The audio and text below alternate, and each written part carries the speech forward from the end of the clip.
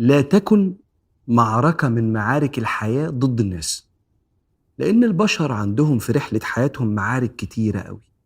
اللي عنده مرض، واللي عنده ضيق في الرزق، واللي عنده عياله مطلعين عينيه، واللي عنده مشاكل مع مراته ولا مع جوزها، واللي أهله مش عارف بيعاملوه إزاي.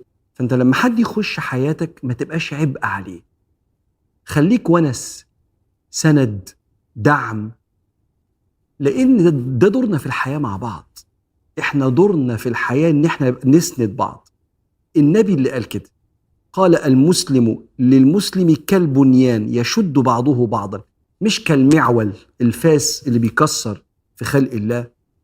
وأقربنا إلى الله وإلى رسول الله عليه الصلاة والسلام هو أكثرنا سندا وونسا وحبا للناس، اللي النبي قال عليها في الحديث: أقربكم مني مجلسا يوم القيامة أحاسنكم أخلاقا الذين يألفون ويؤلفون. يبقى في ألفة ونس، مش خوف وقلق.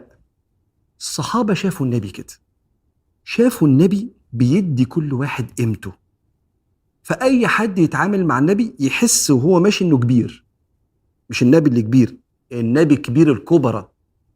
أنا أحس وأنا بتعامل إن أنا كبير. أصل الغلط ما بيعيش، لا الكذب بيعيش ولا الغش بيعيش ولا أي حاجة ربنا ما بيحبهاش بتعيش. ممكن يكسب بنط، يكسب موقف، لكن ما بيعيش. واللي بيداري مثلا خيانة معينة ولا كذب معين بيتكشف وبيعيش هربان طول عمره، هربان انه يتكشف. يعني بيعيش بينبسط في حاجات فيها خيانة للقيم في وقت معين، ويعيش بقية حياته في المعاملة مع الناس عمال بيداري على ده، فتحس انه دايما هربان في حاجة مش صح.